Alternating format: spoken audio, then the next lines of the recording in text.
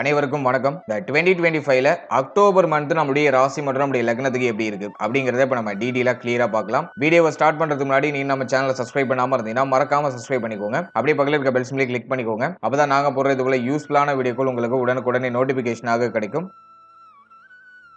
இப்போது 11வது ராசியா வரக்கூடியது கும்பம். கும்ப ராசி மற்றும் கும்ப லக்னத்தை சேர்ந்தவர்களுக்கு இந்த அக்டோபர் மந்த் எப்படி இருக்கு அப்படிங்கறத பாக்குறதுக்கு முன்னாடி இந்த அக்டோபர் மந்த்ல பிளானட்டரி பொசிஷன்லாம் எப்படி இருக்கு, கிரகங்கள்லாம் எந்தெந்த இடங்கள்ல டிராவல் பண்ணுது அப்படிங்கறத ஃபர்ஸ்ட் டீடைலா நம்ம பார்த்துடலாம். முதலாவதா இந்த மாதத்தை பொறுத்த வரைக்கும் நம்மளுடைய ராசியிலேயே ராகு பகவானுடைய சஞ்சாரம். இந்த மாதத்துல முதல் 18 நாள் ராகுவால மேஜரா ட்ரபிள் எதுவும் இருக்காது. அடுத்தது நம்மளுடைய ராசிக்கு 2ஆம் இடத்துல சனி வக்ரம், அதுவும் பெருசா குற்றமா இல்ல. அடுத்து நம்மளுடைய ராசிக்கு 5ஆம் இடத்துல குரு பகவானுடைய அந்த சஞ்சாரம் பாசிட்டிவா தான் இருக்கு. ஆனா இந்த மாதத்துல குரு வந்து ஒரு பிக்கஸ்ட் சேஞ்சஸ் பண்றாரு. அதாவது வந்து நம்மளுடைய ராசிக்கு 5ஆம் இடத்துல இருந்து 6ஆம் இடத்துக்கு கரெக்டா 18ஆம் தேதி அதிசாரமா பயிற்சி ஆகுறாரு. 6ஆம் இடத்துல போய் உச்சம் ஆகுறாரு. சோ இது நான் கொஞ்சம் குற்றமா பாக்குறேன். இயற்கை சுப கிரகம் அவர் போயிட்டு 6ஆம் இடத்துல அமர்றது அவ்வளவா சிறப்பு இல்ல. ali நமக்கு வந்து 2-11க்குரிய ஒரு முக்கியமான பிளானட் அவர் போய் 6ஆம் இடத்துல அமர்றது சில நிலைகள்ல ஏற்றத்தாழ்வுகளை பண்ணும். அதை நான் உங்களுக்கு அடுத்து எக்ஸ்பிளைன் பண்றேன். அடுத்து நம்மளுடைய ராசிக்கு 7ஆம் இடத்துல சுக்கிரன் கேது காம்பினேஷன் மாதத்தோட பிகினிங்ல இருக்கும். 8ஆம் இடத்துல சூரியன் புதன் காம்பினேஷன் மாதத்தோட பிகினிங்ல இருக்கும். இல்ல புதன் வந்து ஆட்சி உச்ச மூலதிரிகோண நிலையில இருப்பாரு.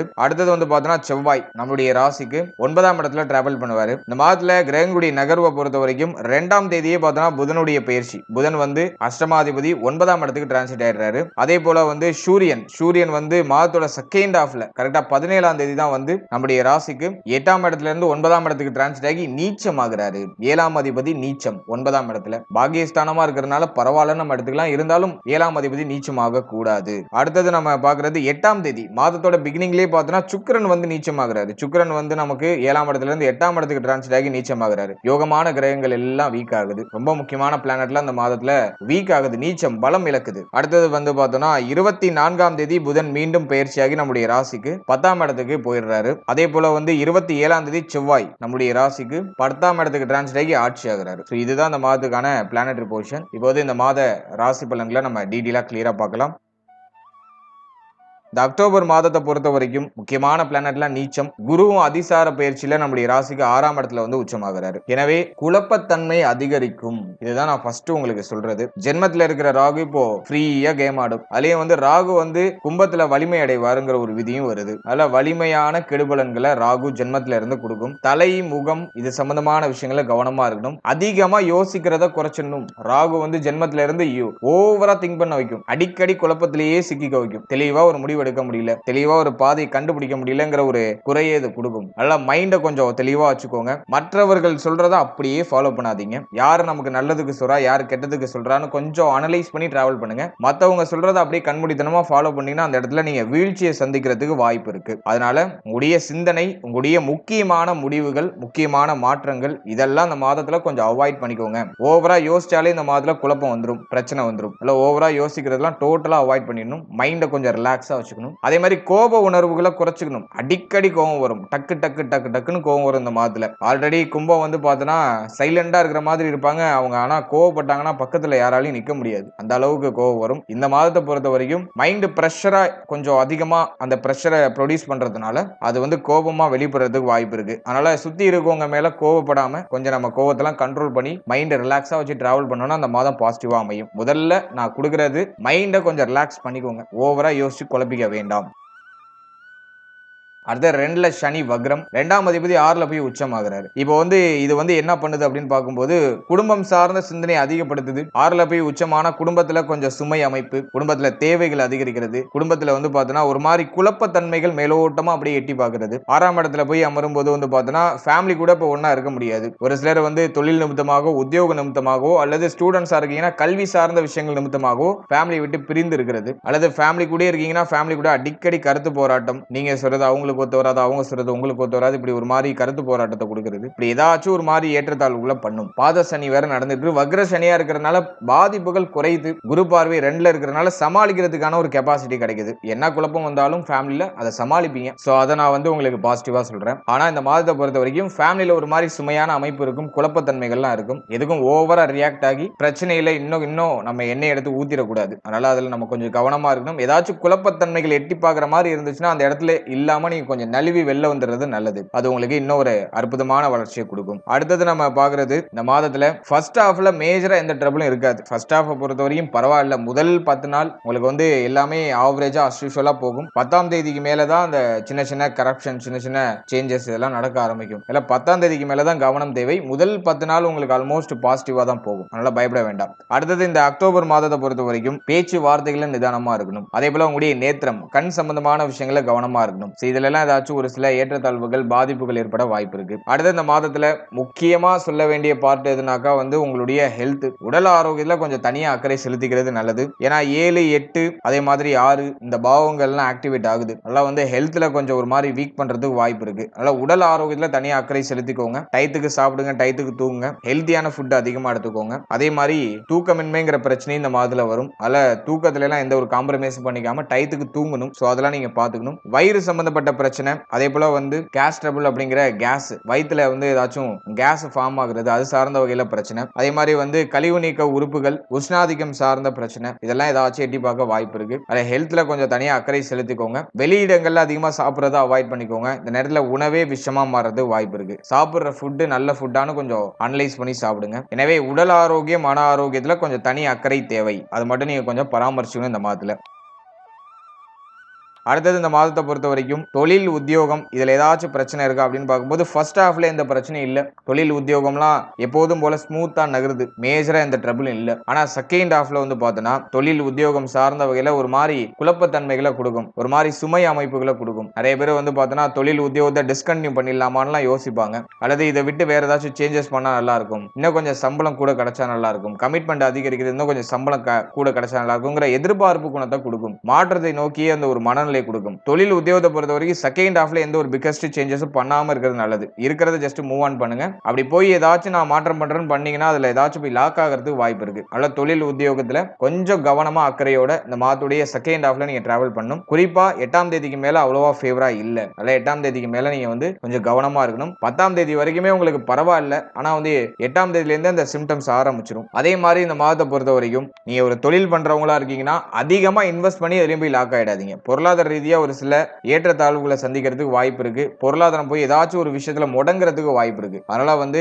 எதையாச்சும் இன்வெஸ்ட் பண்றேன்னு சொல்லி போய் இன்வெஸ்ட் பண்ணி மாட்டிக்க வேண்டாம். கொஞ்சம் அவேர்னஸா இருங்க. அதே போல வந்து நீங்க பணிபுரியக்கூடிய இடத்துல சக ஊழியர்களோட ஏதாச்சும் சலசலப்புகள் ஏற்படலாம். கொஞ்சம் அனுசரிச்சு அவங்க கூட ஒத்து போயிடுறது நல்லது. சோ அதுலயும் நீங்க கொஞ்சம் கவனமா இருக்கணும். அடுத்தது இந்த மாதத்தை பொறுத்த வரைக்கும் திருமண முயற்சி, திருமண வாழ்க்கை இதுக்கு வந்து பெருசா பாசிட்டிவா இல்ல.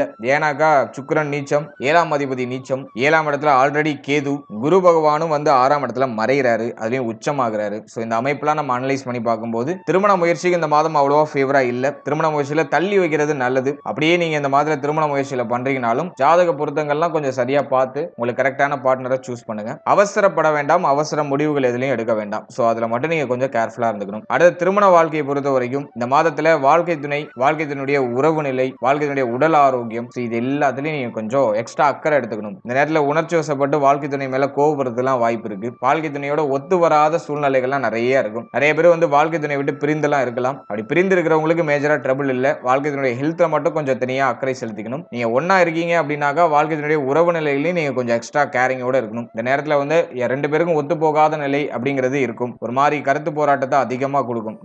நீங்க சொல்றது அவங்களுக்கு ஒத்து வராது, அவங்க சொல்றது உங்களுக்கு ஒத்து வராது, இப்படி கருத்து போராட்டத்தை கொடுக்கும். இல்ல வாழ்க்கை துணை சார்ந்த விஷயங்கள தனி அக்கறையோட இருக்கணும். அடுத்தது நண்பர்கள், நட்பு வட்டாரம் இது சார்ந்த விஷயங்களை பொறுத்த வரைக்கும் இந்த மாதத்துல கொஞ்சம் கூடுதல் விழிப்புணர்வோட இருக்கணும். நண்பர்களால தேவையில்லாத மன உளைச்சல், நண்பர்களால தேவையில்லாத பிரச்சனைகள் ஏதாச்சும் வரதுக்கு வாய்ப்பு இருக்கு. அதே போல நண்பர்களோட ஒரு மாதிரி மிஸ் அண்டர்ஸ்டாண்டிங்லாம் வரதுக்கு வாய்ப்பு இருக்கு. அதனால நட்பு வட்டாரம் சார்ந்த விஷயங்களை கொஞ்சம் கவனமா இருக்கணும். அடுத்தது 7ஆம் இடம் உங்களுடைய அக்கம் பக்கத்தை குறிக்கக்கூடிய இடம். உங்களுடைய அக்கம் பக்கத்துல இருக்கக்கூடியவங்களோட ஏதாச்சும் சலசலப்பு, வாக்குவாதம், பிரச்சனை எல்லாம் வரலாம். அதனால வந்து அக்கம் பக்கத்துல உள்ளவங்களை கொஞ்சம் அனுசரிச்சு செயல்படுறது நல்லது. கொஞ்சம் கவனம் தேவை.